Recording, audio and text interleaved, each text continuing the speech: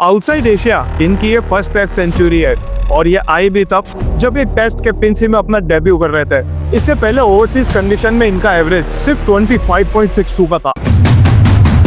अन्य 19 world cup में इनको आउट करना बॉलर्स के लिए सबसे बड़ा टास्क हो गया था, जिसके कारण इन्होंने इस वर्ल्ड कप में सीरीज के फाइनल मैच में 91 रन की मैच विनिंग इनिंग खेल के इंडिया को ये मैच जिता दिया, जिसके कारण हमने वो हिस्टोरिक टेस्ट सीरीज 1947 के बाद से पहली बार उन्हीं के घर में जाके जीती। इन 2 सालों में जहाँ टेस्ट में इनके नंबर ड्रास्टिकली गिर रहे थे, वही दूसरी तरफ इनका नाम डेटिंग र्यूमर्स के लिए सारा तेंदुलकर और सारा अली खान के साथ सोशल मीडिया पे ट्रेंड कर रहा था। 5 सीरीज में बैक टू बैक फ्लॉप होने के बाद भी बीसीसीआई ने को पूरा सपोर्ट किया और फिर अब यशस्वी जायसवाल का टेस्ट में 60 का एवरेज होने के बाद भी इनको टेस्ट का कैप्टन बना दिया। आज की इस वीडियो में हम देखेंगे शुभमन गिल, जिसको एक टाइम पर नेक्स्ट विराट कोहली माना जा रहा था, क्यों वो लास्ट 2 साल से एक एवरेज टेस्ट प्लेयर बन के रह गए। ऐसे क्या रीजंस थे जिसकी वजह से इनका टेस्ट एवरेज 30 का होने के बाद भी बीसीसीआई ने इनको टेस्ट का कैप्टन बना दिया। और सबसे बड़ा क्वेश्चन, शुभमन गिल जो एक तरफ ओडीआई एंड टी20 में back to back run score कर रहे हैं, लेकिन टेस्ट में ये कंसिस्टेंट क्यों नहीं है। देखिए, शुभमन की जर्नी की स्टार्टिंग होती है 2018 अंडर 19 वर्ल्ड कप से, जहाँ इस टूर्नामेंट में सबको लग रहा था कि कैप्टन पृथ्वी शॉ शाइन करेंगे, लेकिन शुभमन ने हर मैच में क्लासिक बैटिंग करते हुए वर्ल्ड कप के 6 मैचेस में 124 की एवरेज से 372 रन स्कोर कर दिए। लिटरली इस पूरे वर्ल्ड कप में इनको आउट कर पाना बॉलर्स के लिए सबसे बड़ा टास्क हो गया था, जिसकी वजह से इन्होंने ये world cup single handedly India को जिता दिया और वहीं से हेडलाइन बनना चालू हुई next big thing of India.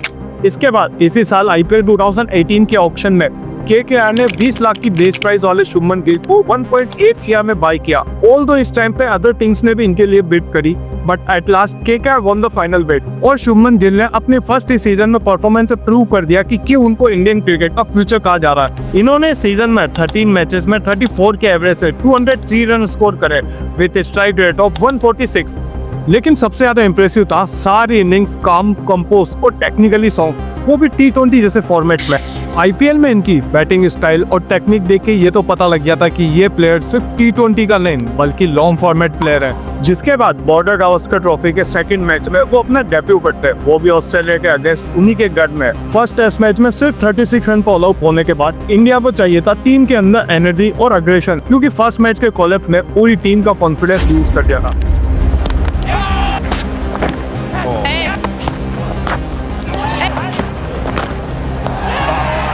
और तब टीम में एंट्री होती है शुभमन गिल की और अपने फर्स्ट ही मैच में ओपनिंग करते हुए फर्स्ट इनिंग के अंदर 45 और सेकंड इनिंग में नो डाउट 36 रन स्कोर कर टीम इंडिया को सीरीज में एक इम्पॉसिबल कमबैक करा दिया, जिसकी वजह से हमने ये मैच इजीली 8 विकेट से जीत लिया।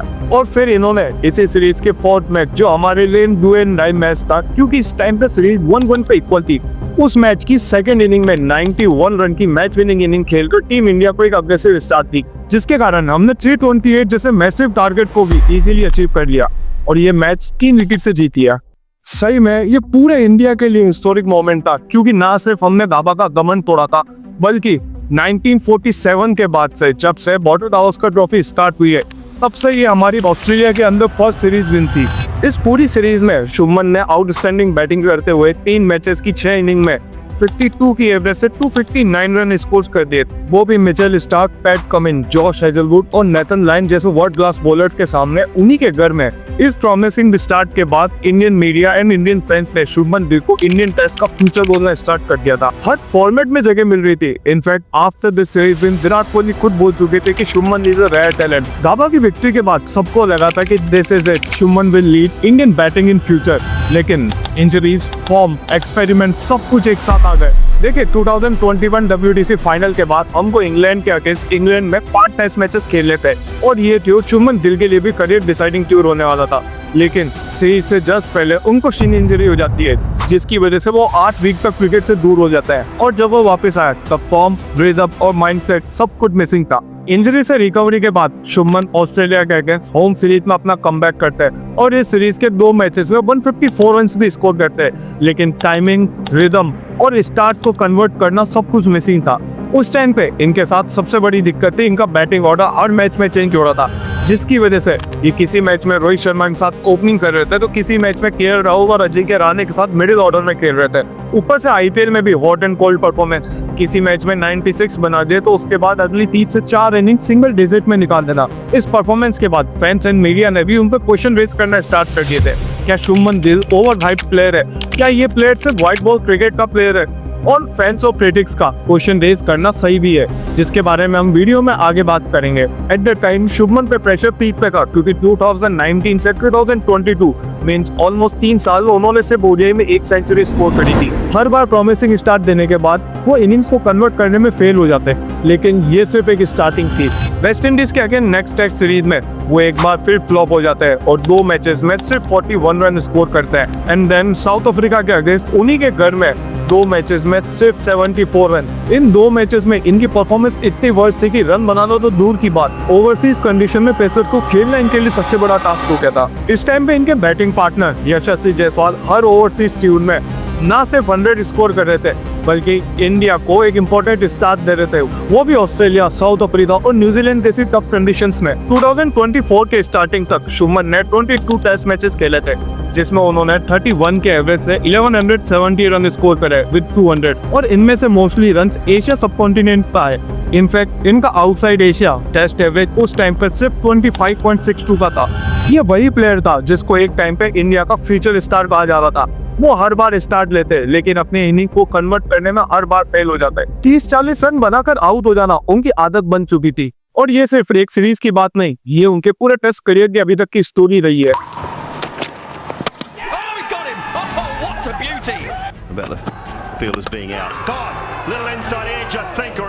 जहाँ एक तरफ रेड बॉल क्रिकेट में इनकी परफॉर्मेंस में ड्रास्टिक डिप था, वहीं दूसरी तरफ 2023 शुभमन गिल के लिए ओडीआई में करियर चेंजिंग ईयर आया था, जहाँ इन्होंने सिर्फ 2023 में ही 500 स्कोर कर दी, जिसमें न्यूजीलैंड के अगेंस्ट एक डबल 100 भी थी।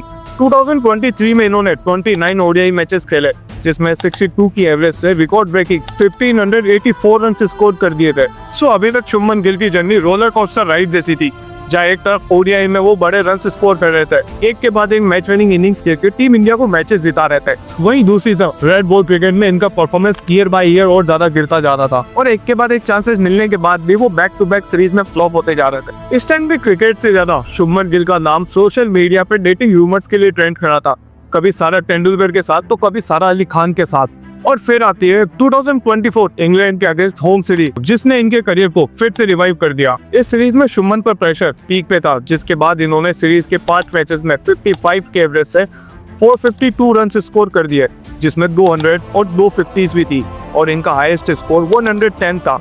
लेकिन अभी भी वो अपनी 50s और 100 को बड़े स्कोर में कन्वर्ट करने में फेल हो रहे थे। वहीं दूसरी तरफ इनके बैटिंग पार्टनर यशस्वी जायसवाल ने सीरीज के हर मैच में रन स्कोर करे। इनफैक्ट इस सीरीज के अंदर उन्होंने 2 डबल 100 स्कोर करके 715 रन स्कोर कर दिए।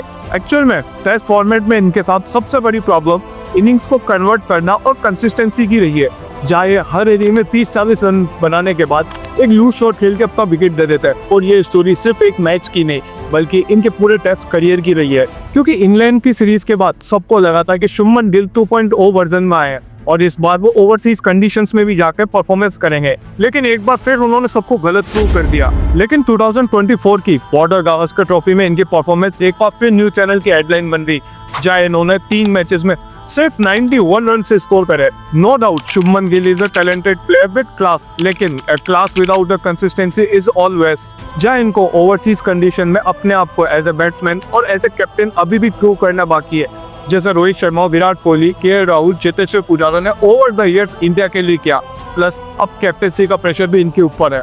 देखिए शुभमन गिल को जसप्रीत बुमराह, ऋषभ पंत, केएल राहुल के ऊपर टेस्ट का कैप्टन बनाने के पीछे बीसीसीआई का एक लॉन्ग टर्म विजन है, क्योंकि ये सारे फॉर्मेट खेलते हैं, प्लस इनकी बैटिंग टेक्निक भी सॉलिड है, लेकिन कंसिस्टेंसी में अभी भी ये अदर प्लेयर से पीछे है। वहीं दूसरी तरफ केएल राहुल, जसप्रीत बुमराह, ऋषभ पंत, इनके ऊपर सबसे बड़ा क्वेश्चन इनकी फिटनेस का रहता है, जिसकी वजह से बीसीसीआई ने शुभमन गिल को इन सब प्लेयर्स के ऊपर रखा। और एक मेन रीजन ये भी है क्यों अभी ये यंग है, 23 इयर्स के, आने वाले 8 से 10 साल ये इंडियन क्रिकेट को बहुत इजीली दे सकते हैं। नो डाउट शुभमन गिल के लिए एज ए कैप्टन और एज ए प्लेयर ये ट्यूब सबसे बड़ा चैलेंज रहने वाला है, क्योंकि इंडिया को करंट WTC साइकिल जो 20 जून से स्टार्ट हुई है उसका सबसे इम्पोर्टेंट ट्यूब इंग्लैंड का, जहां उनको 5 मैच उन्हीं के घर में जाकर खेल लिया है और टीम भी यंग है, जिसकी वजह से ये ट्यूब हमारे लिए और भी ज्यादा इम्पोर्टेंट हो जाता है। सो अब देखना होगा कि शुभमन गिल इंडिया को इंग्लैंड में कैसे लीड करता है, और सबसे बड़ा क्वेश्चन, क्या वो अपनी बैटिंग में कंसिस्टेंसी लेके आ पाएंगे, क्योंकि एक बार फिर फर्स्ट टेस्ट मैच में 147 रन के आउटस्टैंडिंग नॉक खेलने के बाद और सेकंड इनिंग में 4 रन पर एक लूज शॉट खेल के आउट हो गए, जिसकी वजह से जो गेम हमारे हाथ में था हमने उस सिचुएशन को लूज किया और वो मैच हम हार गए।